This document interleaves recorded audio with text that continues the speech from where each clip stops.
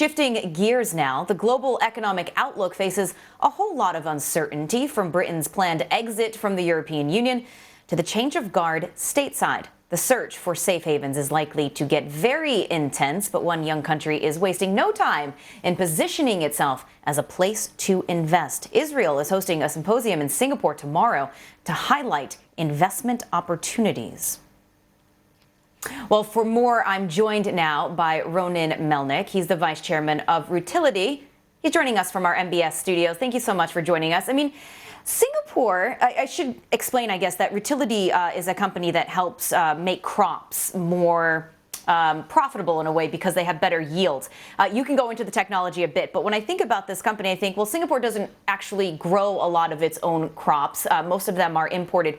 Could the company's technology, because it does help with this crop yield, could it help cities and countries like Singapore, which are very vertical and have very limited space, that they could become perhaps farming nations a bit? I'm not sure. The size does limit the farming land. Israel itself is a very small country and imports a lot of its food. What we do is we develop new varieties that increase yield and help the growers basically become more profitable. We also are very efficient in water usage. Now, we've started with vegetables, and vegetables actually are high value and can be grown in places like Singapore.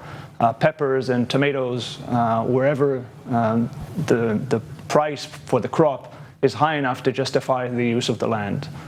Broader in Asia, it is a very exciting market for us. In other countries where they are growing vegetables and later we're going into field crops, and we think it's a big opportunity. The agricultural sector hasn't always exactly been this hotbed of startup activity. Most of the agri-biotech is dominated by giant companies, including Monsanto and Syngenta. Both of these companies, by the way, which are being taken over in multi-billion-dollar deals. Do you think that this is a turning point for the sector? Does it open room for smaller companies like Rutility step into that space? I think it's always been there an opportunity for innovative companies. I think there is a change in trend, and the large corporations will be more open to collaboration with younger companies and startups. Israel and other countries where there are many startup activities and new innovative technologies are basically starting and competing with the large giants, and in some cases they are later down the road acquired. But I think there is always room for innovation.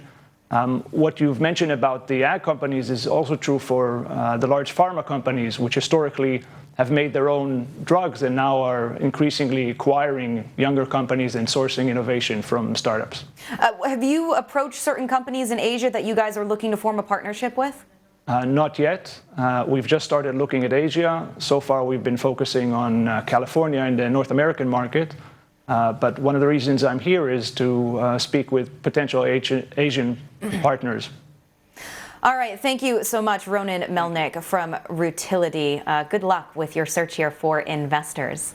Thank you. All right. That's going to do it.